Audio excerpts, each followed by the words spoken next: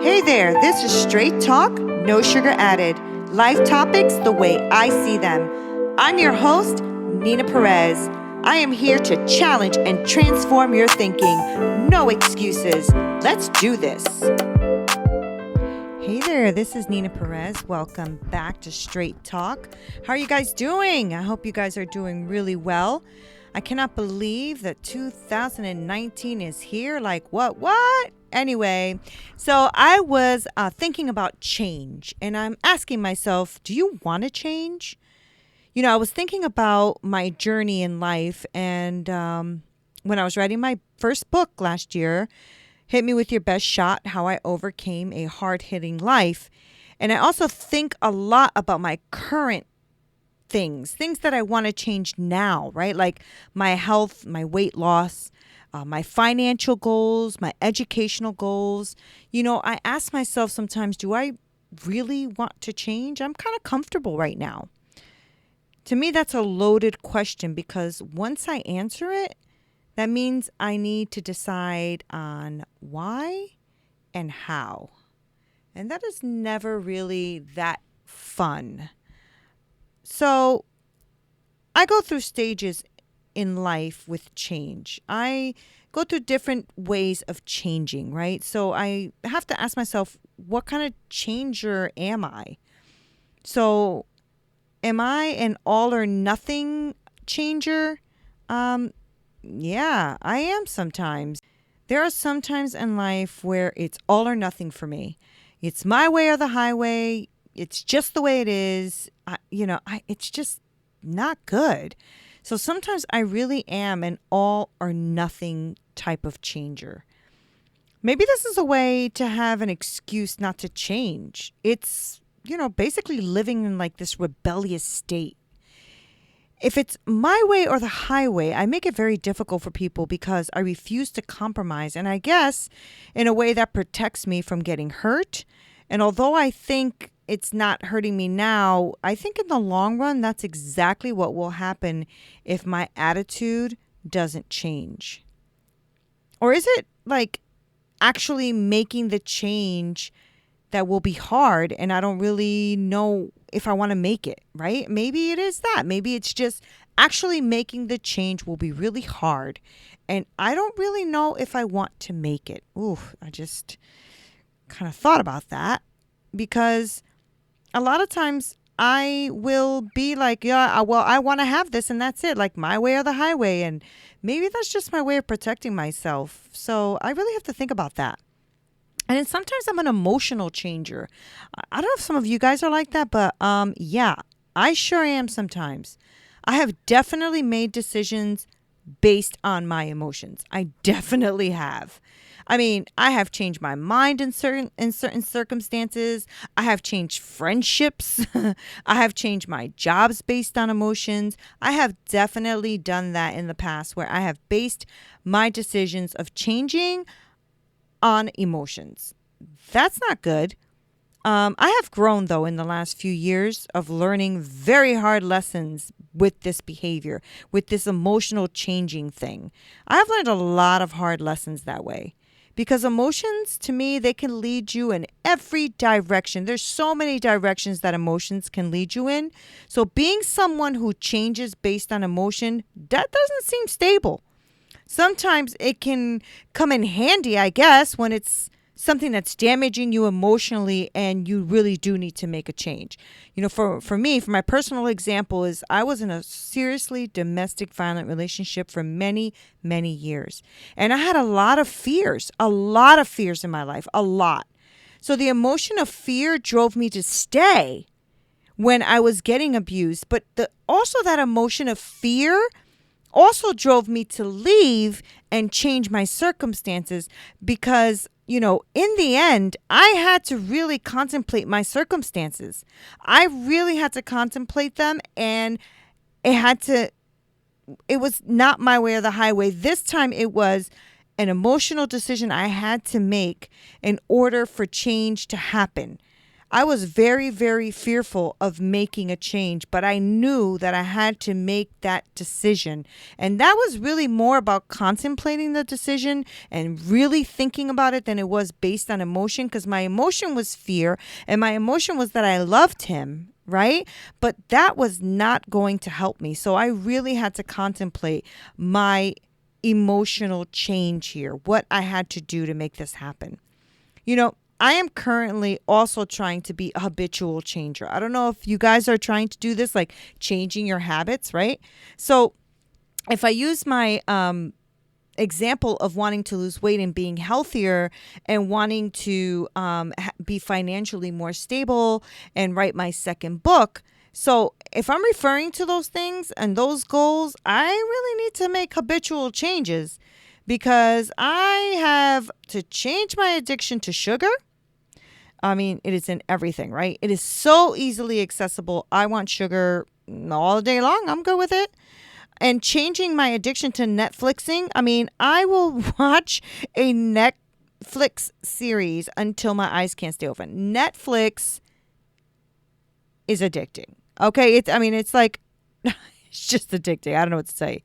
I mean, who can just watch one episode of Schitt's Creek anyway? Or Orange is the New Black? Like, who can watch one episode? Not me. I cannot. I love Netflixing. I need to change this behavior. This habit has gotten pretty bad.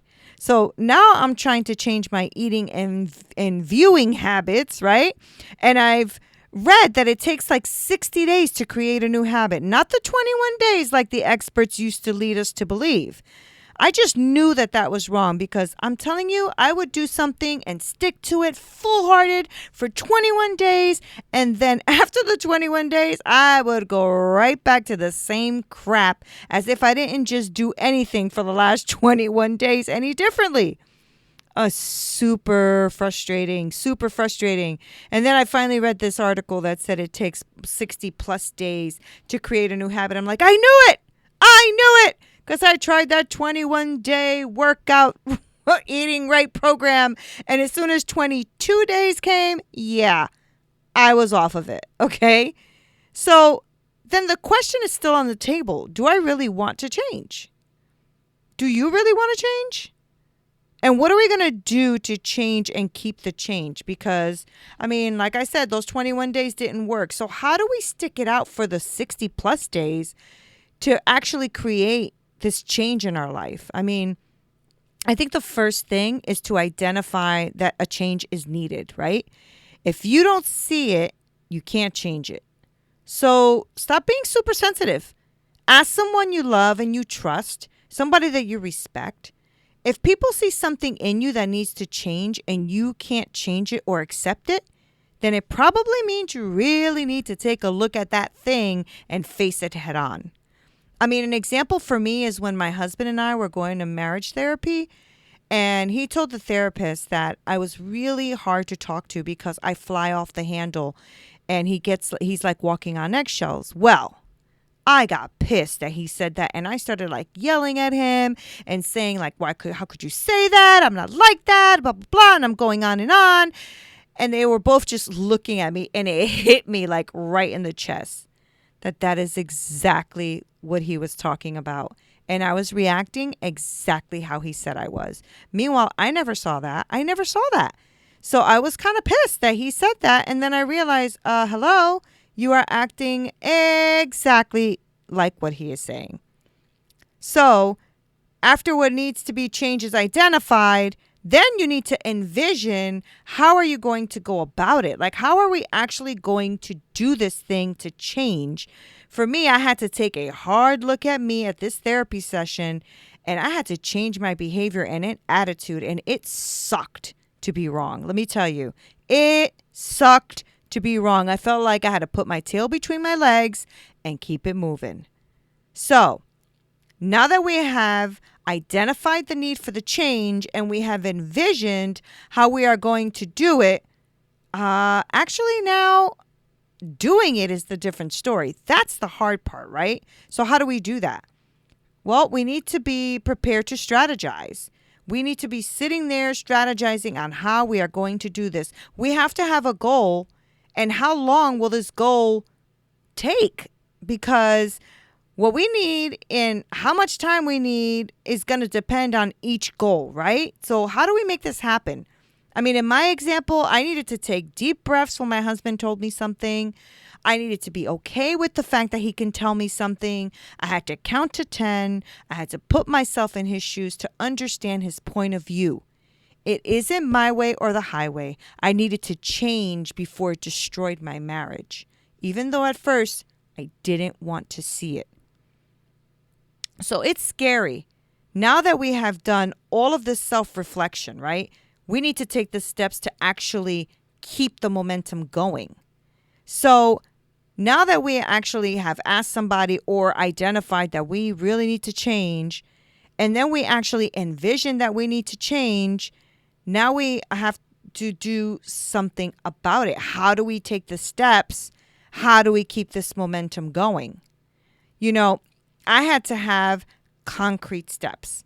Going to counseling was step one. I needed to do that. That was something that had to be done. Understanding what he was saying when he was saying it instead of making my own assessment was another step. I had to do that. So understanding was another step. Forgiveness was another step, right? I mean, we were in counseling for a reason. We were hurting each other.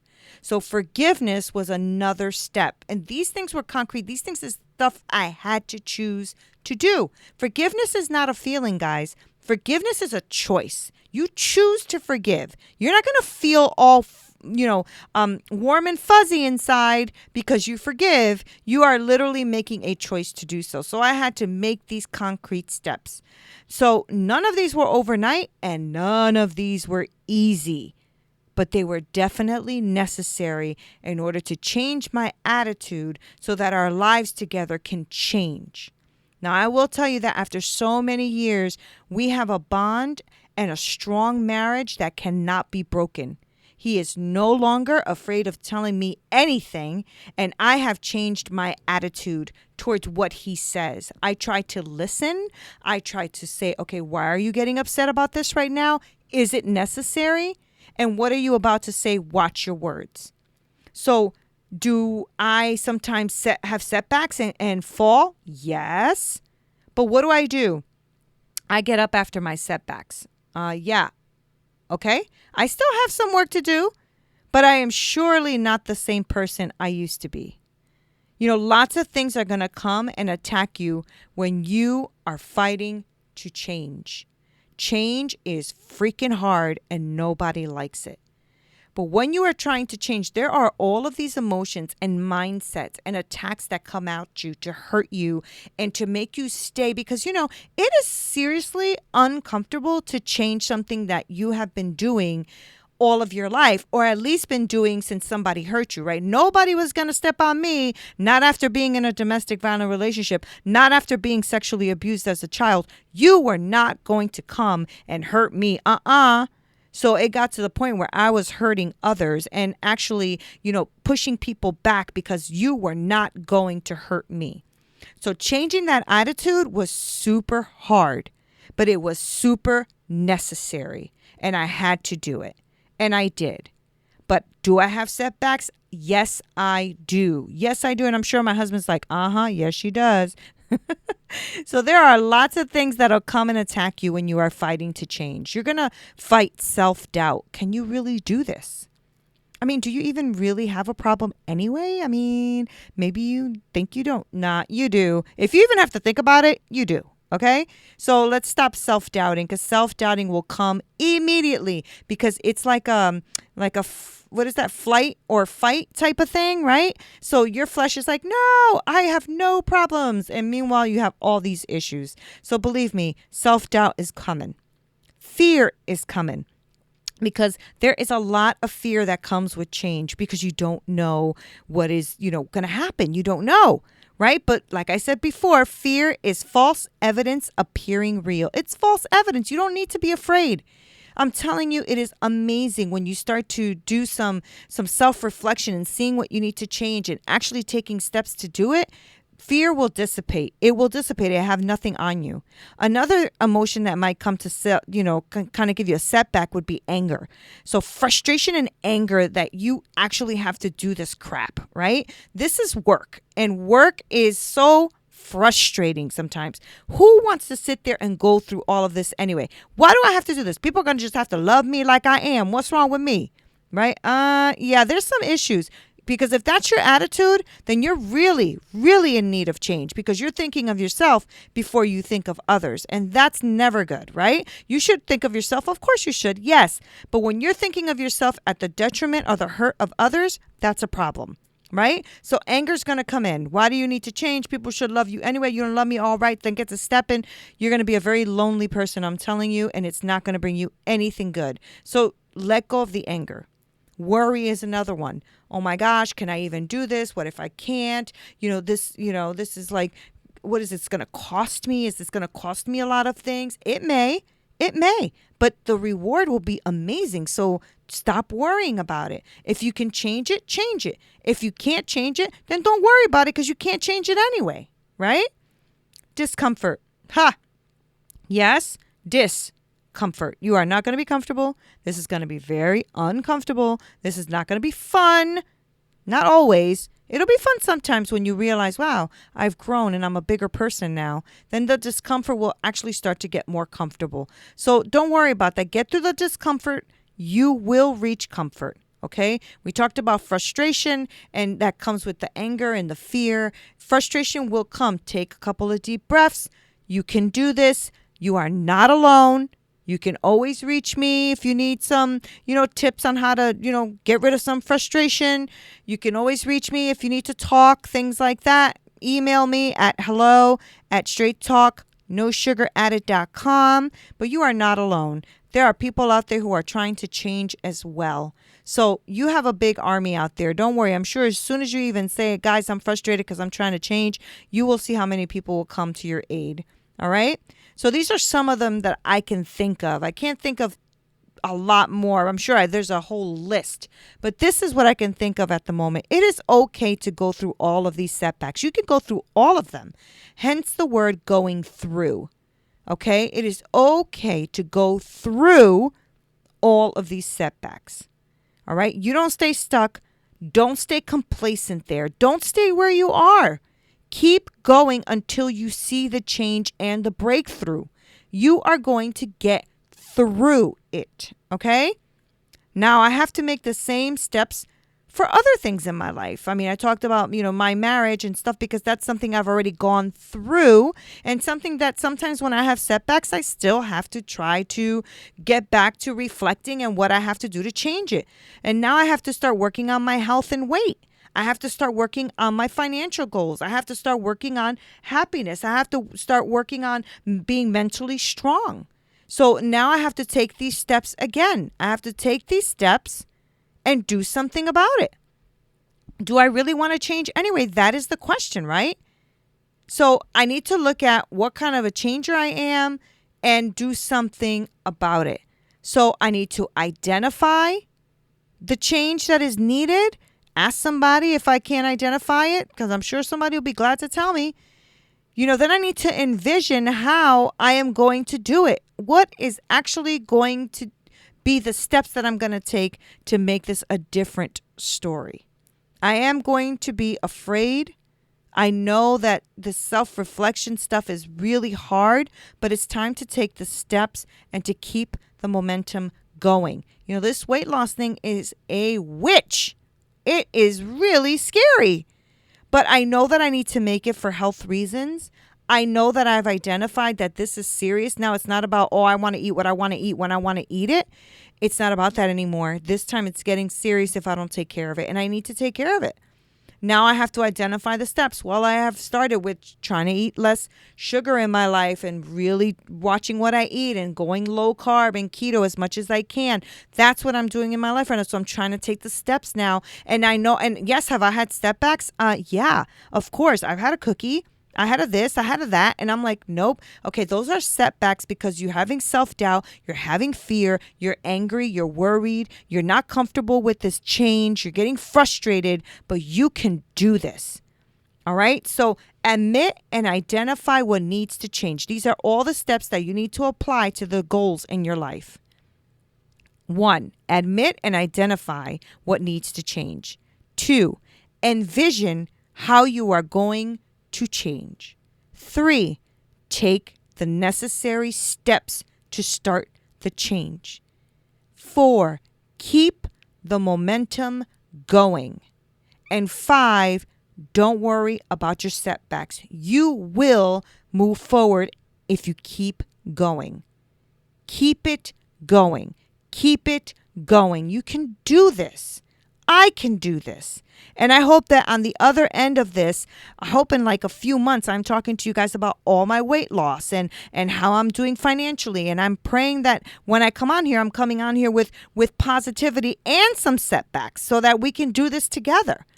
I hope this has been helpful to you, because I am here to challenge and transform your thinking as I am challenging and transforming mine. So do you want to change? I hope so. Thank you for joining me. This is Nina Perez at Straight Talk, No Sugar Added.